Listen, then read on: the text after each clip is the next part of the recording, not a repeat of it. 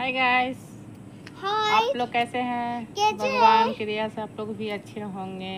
अच्छे हम भी सुबह से उठे हैं, उठ के उठे सारे हैं। काम किए हैं। देखिए मेरे साथ एक बच्ची है, ये अपनी नाना के साथ जाने के लिए रो रही थी। इसको लेके आए हैं इधर।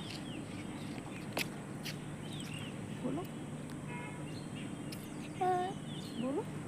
हट इधर आ। किधर आए, किधर जाएं? बोलो। कपूता तब देखो ना, पहले इधर देखेगी तब ना। छोटा इधर आ। देखो ये छत पे पूरा पेड़ पौधा है। इधर आ। देखिए यहाँ का नज़ारा कैसा है